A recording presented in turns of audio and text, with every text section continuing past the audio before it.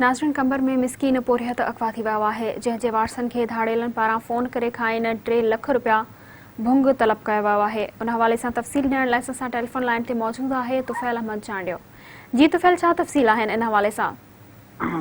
जी बिल्कुल, कम्बर जे स्टेशन मौला जो ही रवासी है पौरहियत हाकिम अली चांडियो, जेको 3 ॾींहं अॻु घर वारनि खे इमदाद वठण जे बहाने ॿुधायो त हू इमदाद वठण वञी रहियो आहे, जंहिंखे जेको आहे धाड़ेल अगवा करे विया आहिनि ऐं 3 ॾींहंनि खां पोइ धाड़ेलनि जेको आहे संदसि घर वारनि खे अॼु जेको शाम आहे उहो फ़ोन करे भुंग तलब कयो आहे 3 लख रुपया। ऐं संदसि जे भाउ पंहिंजो अख़्तियार अली जो चवणु आहे त हू इंतिहाई ग़रीब ऐं मिसकीन आहिनि ऐं हू जेको आहे सो एतिरी रक़म धाड़ेलनि खे कोन ॾेई सघंदा।